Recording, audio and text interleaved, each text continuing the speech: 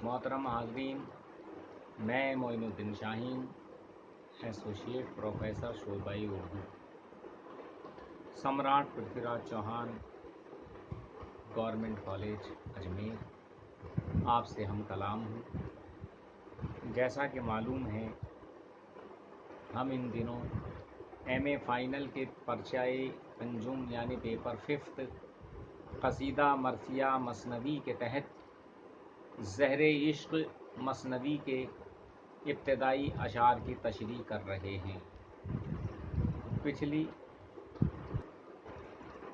जैसा कि मालूम है, हम इन दिनों ज़हरे इश्क मसनवी की तशरीह कर रहे हैं। पिछले दिनों हमने इस मसनवी के उस किस्से को आपके सामने तशरीह की सूरत में पेश किया जिसे शायर ने आगाज़ दास्तान का उन्वान दिया है। उस उन्वान के तहत हमने मसनवी के उस किरदार को भी आपके सामने पेश किया जो निस्वानी किरदार है, और मसनवी का हीरो या शायर बज़ाते ख़ुद एक ही शख्सियत है। वो अपना हाले दिले ज़ार बयान कर रहा है, तो वो आगे क्या कहता है ये सुनिए। पड़ गया दिल में गम से एक नासूर, यही दिन से पड़ गया दस्तूर, यही उस दिन से पड़ गया दस्तूर। शायर कहते हैं कि मेरे दिल में अब अपने उस हमसाया यानी दुख्तरे सौदागर की मोहब्बत में गिरफ्तार होकर दिल में नासूर सा पैदा हो। नासूर कब पैदा होता है? जब ज़ख्म पुराना हो जाता है। हालांकि इनका ना तो ज़ख्म पुराना था, ना दर्द पुराना था, 2-3 का मामला था। इसलिए लोगों ने मिर्ज़ा शौक़ की इस मसनवी को कमज़ोर मसनवी भी कहा है फ़नी एतबार से। अभी कुछ अशार आगे भी आएंगे जिनके हवाले से मैं अपनी बात कहूँगा। 2 दिन में नासूर नहीं पलता है, 4 दिन में नासूर नहीं पलता है। नासूर के लिए अरसाए दराज चाहिए।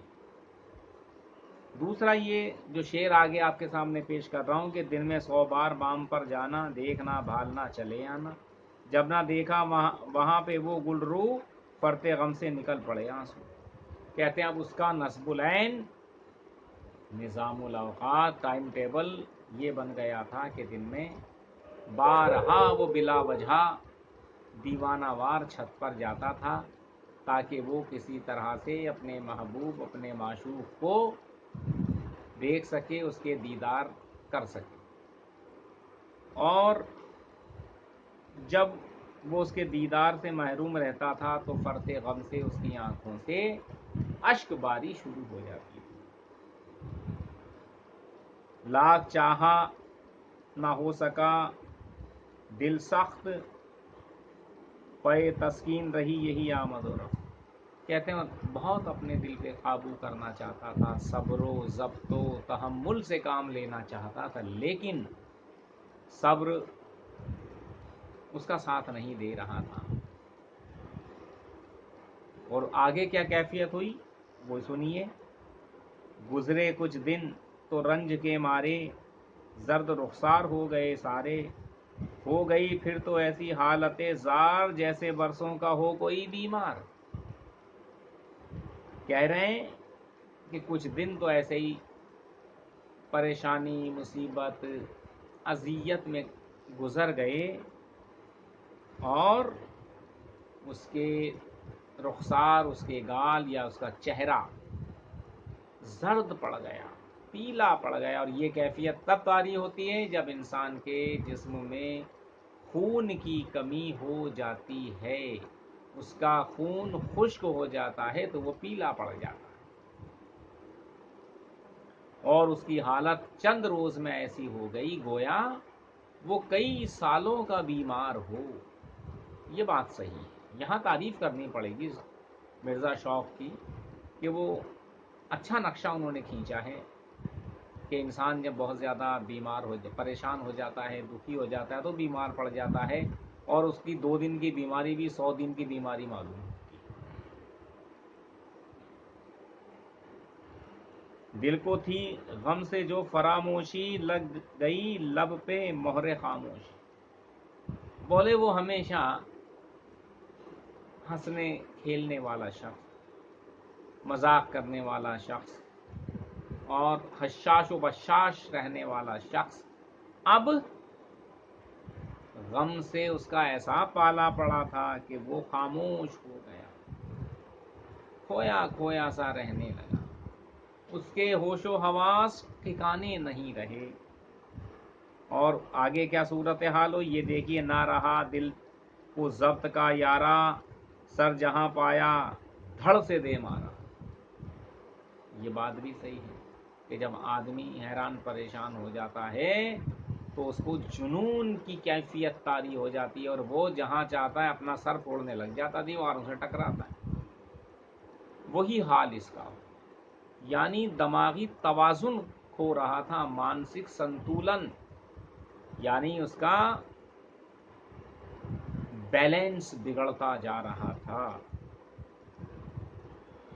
رنج لاکھوں طرح کے سہتے تھے، لب تھے خاموش اشک بہتے تھے. ہجر سے غیر ہو گئی حالت، ہم سے بالکل بدل گئی، غم سے بالکل بدل گئی حالت. کہتے ہیں کہ اب اس کی آنکھوں سے ہمہ وقت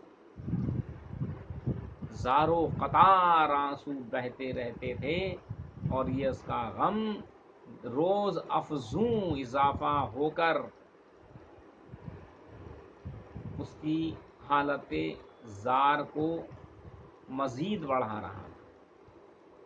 اور وہ خاموش ایسے بیٹھ گیا گویا پتھر کی کوئی مورت ہو.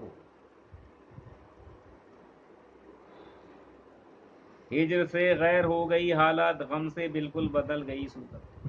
کہتے ہیں کہ درد و غم کی شدت کے سبب اس کی حالت ایسی بدل گئی کہ کوئی اس کو پہچاننے والا نہ رہا.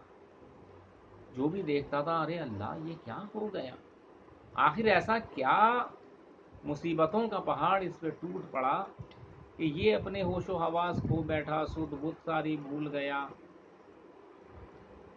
نہ کھانا نہ پینا، نہ عیش و عشرت، نہ راحت و سکون و انبساط.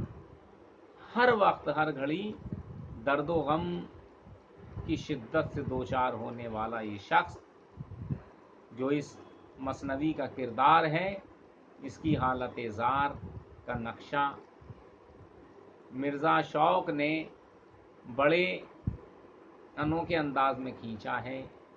یہ سلسلہ ہم آگے بھی جاری رکھیں گے، لیکن آج کے لیے اتنا ہی. اجازت دیجیے، خدا حافظ.